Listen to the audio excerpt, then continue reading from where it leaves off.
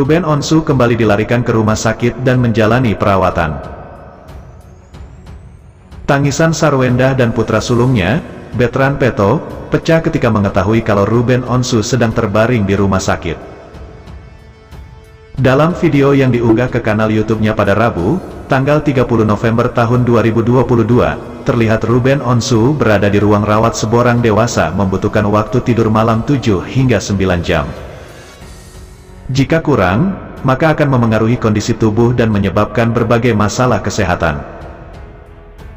Seperti menjadi kurang waspada, mengantuk saat siang hari, memori terganggu, stres, menurunnya kualitas hidup, hingga risiko terjadi kecelakaan ketika mengemudi. Ruben Onsu sudah menjalani rutinitas yang sama selama bertahun-tahun. Dalam satu hari, masyarakat bisa melihat wajahnya di beberapa program televisi sekaligus.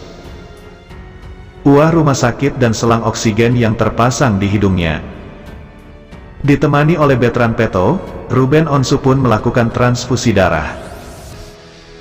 Ini merupakan kali kedua Ruben Onsu masuk rumah sakit. Sebelumnya pada awal bulan ini, dirinya juga harus mendapatkan perawatan di ruang intensive care unit, ICU. Kondisi kesehatan presenter berusia 38 tahun itu menurun dan ia segera pergi ke rumah sakit, setelah menyelesaikan pekerjaannya. Sebenarnya Ruben Onsu sakit apa? Hingga kini, pihak keluarga masih merahasiakan penyakit yang diderita oleh Ruben Onsu. Transfusi darah yang dilakukannya, diketahui darah kadar hemoglobinnya turun mencapai angka 4 dan ia dinyatakan dalam keadaan kritis meskipun sadar. Ruben Onsu mengatakan, kalau kebiasaan dirinya yang sering menunda makan menjadi salah satu alasan kesehatannya menurun. "Gue kelelahan dan sering lupa makan," kata Ruben Onsu dikutip dari tribunnews.com, Selasa, tanggal 30 November tahun 2022. Bahkan jika sedang tidak berselera, Ruben Onsu memilih untuk tidak makan sama sekali. Dilansir dari Mayo Clinic, hemoglobin adalah protein di sel darah merah yang membawa oksigen ke organ dan jaringan tubuh. Kadar normal hemoglobin seseorang tergantung pada jenis kelamin. Pria normalnya 13,2 hingga 16,6 gram per desiliter dan wanita 11,6 sampai 15 gram per desiliter.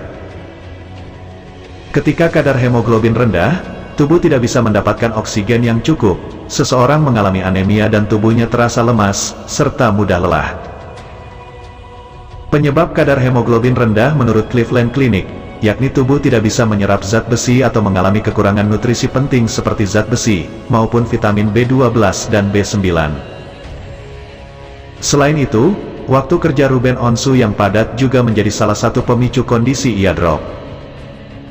Orang dewasa membutuhkan waktu tidur malam 7 hingga 9 jam.